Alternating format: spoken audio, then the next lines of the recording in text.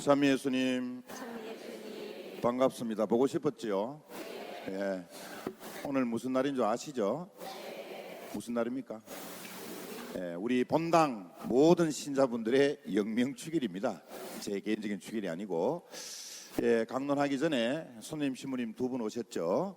예, 여러분 보시기에 오른쪽에 앉아 계신 분이 이상영 그레고리오 신부님이시고, 지금 중국 심천에서 교포 사목하고 계시고, 또 왼쪽에 계신 분이 성용규 도미니코 신부님이신데, 우리 대구 광역시 청소년 수련원 원장님으로 관장님으로 계신 신부님이십니다. 두 분을 진심으로 환영하는 의미에서 큰 박수를 부탁드립니다.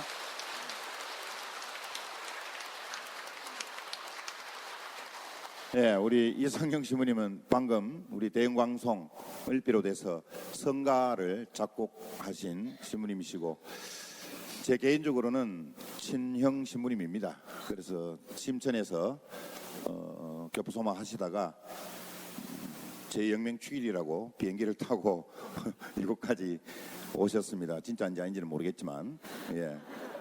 그래서 정말 감사하고 고맙고 그렇습니다.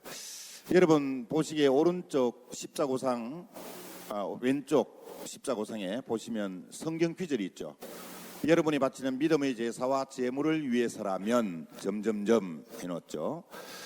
수님께서 어렵게 글자 크게 해서 아름답게 저렇게 장식을 꾸며 놓았습니다. 이 말씀은 특별히 좋아하는 성경 귀절이 아니면 기억이 잘 안 날 겁니다. 필리피서 2장 5절 바오로 사도가 하신 말씀입니다. 왜 하필이면 이런 성경 귀절을 십자고상 옆에 저렇게 붙여놓았을까? 어제가 제가 6월 28일이었죠. 제가 사제가 된 지 23년째 되는 날이었고, 그래서 오늘 사실은 첫 미사를 봉헌했던 날이기도 합니다. 그래서 제 개인적인 영명축일보다는 사제로서 서품을 받았던 일이 저한테는 더 큰 의미가 있어서 수녀님께서 제 사제 서품 때 선택했던 성경 귀절을 저렇게 글로 적어 놓은 것입니다. 바오로 사도가 말씀하셨던 내용인데, 끝까지 다 말씀을 드리면, 여러분이 바치는 믿음의 제사와 제물을 위해서라면 그 위에 내 피라도 쏟아 부을 것입니다 라는 바오로 사도의 열정을 표현한 글귀라고 생각이 듭니다. 그래서 사제들은 서품을 받을 때 모토를 정합니다. 성서귀절로 앞으로 사제로서 내가 이런 마음가짐으로 이런 정신으로 사제직을 수행하겠다라는 의미에서 상본을 만들어서 성서귀절을 선택하는데, 저는 제 세례명이 바오로다 보니까 바오로 사도의 말씀을 선택하는데, 뭐 다른 분들도 좋은 성서귀절을 선택했지만 저는 특별히 저 성서귀절이 사제서품 피정 때 가슴에 다가와서 바오로 사도의 열정을 담아서 하나님 백성을 위해서 목숨을 내놓는 피를 뿌리는 그런 마음으로 열렬히 하나님과 하나님 백성을 사랑하면서 살겠다라는 뜻으로 제가 성서귀절을 선택한 것입니다. 예, 우리는 흔히 어떤 집단의 최고 우두머리를 뽑을 때, 회장을 선출할 때 우리는 일반적으로 객관적인 기준을 어느 정도 설정합니다. 구체적으로 말씀드리면, 한 국가의 대통령을 선출할 때, 국회의원을 뽑을 때, 혹은 평신도 대표를 뽑을 때 우리는 다음과 같은 기준과 자질을 내세웁니다. 첫째는 학식 있고 똑똑하고 지혜로운 사람. 두 번째는 추진력과 또 책임감이 강한 사람. 세 번째는 재력도 있고 집안이 좋은 사람. 네 번째는 리더십이 강한 사람. 마지막으로 다섯 번째는 대인관계가 원만하고 도덕적으로 깨끗한 사람. 이것이 바로 일반적으로 우리 사회가 내세우는, 그리고 우리가 지도자로서의 자질을 기준으로 삼는 그런 내용이 바로 이것입니다. 그래서 이러한 잣대로 우리는 최고 우두머리를, 최고 책임자를, 대통령이든 또 국회의원이든 또 어느 단체 회장이든 이런 기준과 잣대로 사람들을 뽑으려고 합니다. 그래서 무언가는 좀 보통 사람과는 다르게 그래도 사회에서 인정받는 특별한 사람을 원하고, 그래서 그런 사람을 우리는 한 조직의 최고 우두머리로 내세웁니다. 그런데 예수님께서는 12사도를 뽑으실 때 방금 말씀드렸던 이런 기준과 잣대를 전혀 적용하지 않았습니다. 예수님께서는 12사도를 뽑으실 때 똑똑하고 잘난 사람, 추진력 있는 사람, 또 리더십이 있는 사람, 또 도덕적으로 깨끗한 사람, 이런 사람들을 뽑아 세우지 않았습니다. 특별히 12사도 중에 최고 책임자, 최고 우두머리를 뽑는 데 있어서는 더욱더 그러했습니다. 그렇기 때문에 예수님께서는 베드로라는 사람을 선택했습니다. 교회의 최고 우두머리로, 나아가서는 12사도의 최고 책임자로, 장차 하느님 교회를 이끌어갈 제1대 교황으로 베드로 사도를 예수님께서는 선택하신 것입니다. 자, 그렇다면 베드로는 과연 어떤 사람이겠습니까? 베드로는 과연 어떤 자질과 성품을 지녔습니까? 우리가 잘 아는 바와 같이 베드로 사도는 한 지도자로서, 한 조직을 이끌어갈 최고 책임자로서의 자질을 전혀 갖추지 않은 인물이었습니다. 그동안 베드로 사도는 오로지 배 한 척을 이끌고 고기만 잡았고, 또 동네에서 꽤나 힘을 좀 쓸 줄 아는, 싸움질 할 줄 아는 그런 부류에 속했던 사람입니다. 좀 적나라하게 표현하면 무식하고 충동적이고 과격한 사람이었습니다. 한마디로 단순, 무식, 과격, 이 세 가지를 완벽하게 갖춘 결점투성이인 사람이었습니다.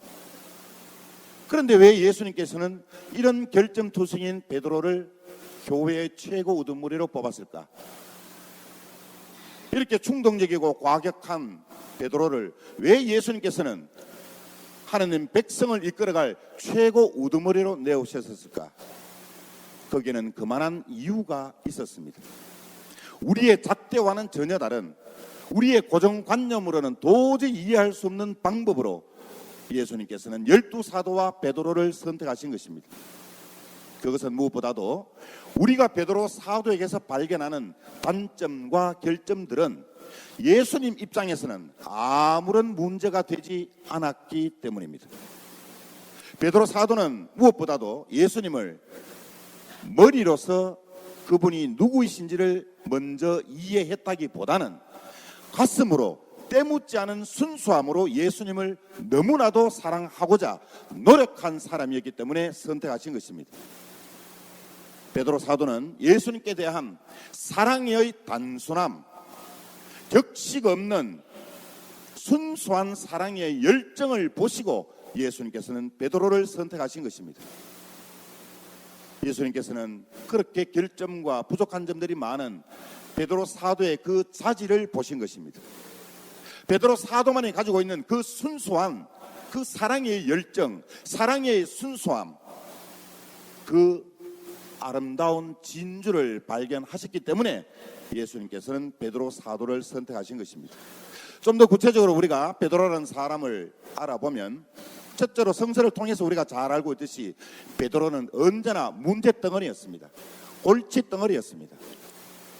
예수님의 순환을 예수님의 순환을 반대하다가 예수님으로부터 사탄이라는 호된 꾸지람을 듣기도 했고, 또 겟세마네 동산에서 예수님을 잡으러 온 병사들을 칼을 끄집어내어서 귀를 잘라내는 그런 과격한 행동을 일삼기도 했습니다. 두 번째로 베드로 사도, 그는 죄 없는 깨끗한 사람이 아니었습니다. 예수님을 따르기 전에도 많은 폭력을 행사했고, 시정잡배들처럼 술과 또 여자와 폭력으로 방탕한 생활을 했던 사람이었습니다. 그리고 예수님의 부르심을 받고 난 뒤에도 언제나 틈틈이 예수님께 충성심을 약속했지만, 결국 예수님이 붙잡히실 때 나는 저 사람을 모르고, 이렇게 3번이나 예수님을 모른다고 부인했던 사람이었습니다. 한마디로 결정적인 순간에 스승이신 예수님을 배반했던 사도였습니다. 이렇게 베드로 사도는 결점뿐만 아니라 죄 많은 그런 사람이었습니다. 그리고 마지막으로 세 번째로 베드로 사도는 너무나도 과격하고 충동적인 사람이었습니다. 복음서를 통해서 우리가 잘 알고 있듯이 너무나도 덤벙대기만 하고 또 이성적 판단보다는 감정적 판단을 더 앞세우는 사람이었습니다. 그래서 늘 행동이 앞서는, 말보다 주먹이 먼저 앞서는, 그리고 후회할 줄 알면서도 과격한 말과 행동을 일삼는 너무나도 결점투성인 부족한 사람이었습니다. 이렇게 베드로 사도는 덜 현명하고 덜 똑똑하고 배운 것 없고 추진력 없고 인내력 없고 개인관계에 원만하지 않은 이런 사람이었습니다. 이러한 베드로 모습 속에서 어쩌면 우리들의 모습을 발견하는지도 모릅니다. 우리도 살아가면서 조금이라도 힘들고 어려울 때 하나님께 감사드리기보다는 하나님을 원망하고 하나님을 외면하기 일쑤이고 또 남들의 좋은 점, 장점들을 부각시키고 칭찬해주기보다는 칭찬에 인색하고 심지어는 남을 비판하고 증오하고 미워하고 질투하고 그래서 덤벙대며 하는 우리들의 모습들, 돌아서면 후회하고 심지어는 하나님의 존재까지도 의심하는 이런 우리들의 나약한 모습, 이것이 어쩌면 베드로의 모습과 너무나도 닮았다는 생각이 듭니다. 베드로 사도의 모습, 그 모습 속에서 우리는 또 다른 희망을 발견하게 됩니다. 왜냐하면 그렇게 죄 많고 결점투성인 베드로를 예수님께서는 선택해 주셨기 때문입니다. 따라서 오늘 이 자리에 앉아 계시면서 베드로 사도와 비교해 보십시오. 베드로 사도처럼 우리도 부족하고 결점 많은 인간들입니다. 어쩌면 베드로 사도보다 더 잘난 구석이 없는지도 모르겠습니다. 그러나 우리는 실망할 필요가 없습니다. 그러한 베드로를 예수님은 선택하셨고 그 베드로를 12사도 중에 최고 우두머리로 그리고 장차 하나님의 공동체를 이끌어갈 최고 책임자로 임명해 주셨기 때문에 우리는 베드로 사도의 모습 속에서 희망과 기쁨을 발견할 수 있는 것입니다. 이것이야말로 2000년 전에 일어났던 위대한 기적입니다.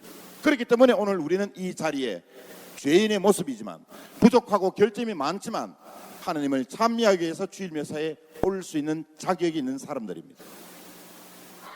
오늘 우리는 베드로 바오로 사도 대축일을 지내면서 무엇보다도 그분들이 가졌던 예수 그리스도에 대한 사랑의 열정, 사랑의 단순함, 그것을 반드시 배워야 합니다.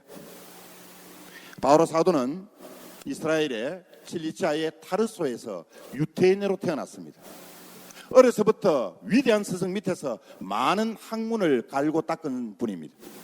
그래서 율법에 정통했고 나아가서는 성서나 철학에도 정통했습니다. 성장한 후에는 광신적인 바리사이들의 우두머리가 되었고 초기 그리스도교 교회를 박해했던 장본인이었습니다. 그리스도교 신자들을 박해했던 악명이 가장 높았던 사람이었습니다. 이런 사람을 예수님께서는 베드로 사도를 제자로 삼으십니다. 당신을 박해하고 당신을 믿는 사람들을 쳐 죽였던 바오로 사도를 부활하신 예수님은 다마스커스에서 바오로 사도를 직접 만나시게 됩니다. 그리고 바오로 사도를 당신의 제자로 그리고 당신의 사명을 주게 됩니다. 그때 바오로 사도는 지금까지 살아온 자신의 더러운 죄를 예수님께 고백하고 드디어는 무릎을 꿇고 개종했습니다.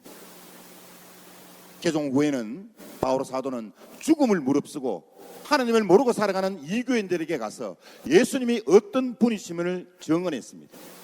결국에는 순교의 월교관을 통해서 예수님의 복음을 전하신 분입니다. 그래서 우리는 바오로 사도를 이방인의 사도라고 부르는 것입니다. 베드로 사도가 예수님께 대한 그 숭고한 신앙과 사랑을 고백한 하나의 표본이 되었다면 바오로 사도는 베드로 사도가 고백한 그 신앙의 뜻을 가르치고 해석해준 우리의 스승이신 것입니다. 이렇게 하나님께서는 이미 베드로와 바오로 사도의 양축을 중심으로 당신의 교회를 세우시고자 나름대로 계획하셨던 것입니다. 그래서 그 두 사도를 통해서 오늘날에도 끊임없이 하나님 말씀에 대해서 우리들에게 가르치고 또 깨우쳐 주고 계신 것입니다. 베드로와 바오로 사도, 그는 우리보다 똑같이 나약하고 부족한 사람들이었습니다. 우리와 똑같이 결점 많고 죄 많은 죄인들이었습니다. 따라서 하느님께서는 죄 없는 깨끗한 사람, 도덕적으로 칭찬받는 사람, 학식이 높은 사람, 재산 많은 사람, 추진력이 강한 사람을 원하지 않습니다. 왜냐하면 두 사도가 예수님으로부터 부르심을 받았던 이유가 그분들이 가졌던 사랑의 단순함, 사랑의 열정이었다면, 마찬가지로 사랑이 없이는 아무리 뛰어난 학식도, 뛰어난 재주도, 추진력도, 책임감도, 또 도덕적 깨끗함도 아무런 가치가 없기 때문입니다. 예수님께서는 두 사도가 가졌던 격식 없는 순수한 사랑의 열정, 그것을 보시고 그 두 사도를 뽑아주신 것입니다. 오늘 우리는 베드로, 바오로 사도 대축일을 지내면서 다시 한번 그 두 사도가 예수님께 가졌던 그 사랑의 열정, 격식 없는 단순한 사랑의 열정, 그것을 반드시 배워야 하겠습니다. 우리도 언젠가 예수님을 만나 뵙게 될 때 정말 예수님 앞에서 당신을 사랑했노라고 고백할 수 있어야 하겠습니다. 사랑은 머리로 하는 것이 아니고 가슴으로 하는 것입니다.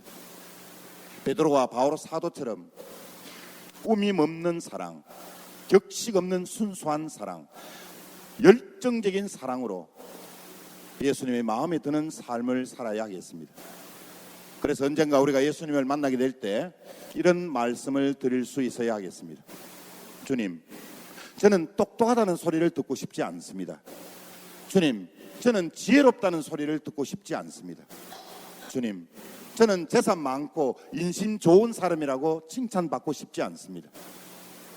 주님, 저는 죄 없는 깨끗한, 도덕적으로 깨끗한 사람이라고 사람들로부터 응분의 칭찬을 듣고 싶지 않습니다. 그러나 주님, 저는 죄 많고 결점투성이지만 그래도 주님을 이제까지 사랑하려고 노력해왔던 그 사실만큼은 알아주십시오. 수많은 죄를 저지르고 저도 당신을 외면한 적이 있었고 또 수많은 결점들 때문에 남들에게 상처를 준 적은 많지만 그래도 주님, 당신을 사랑하려고 부족하나마 노력해왔던 그 사실만큼은 알아주십시오. 주님, 이 순간에도 그래도 저는 주님을 열렬히 사랑하고 있습니다. 주님 사랑합니다. 아멘.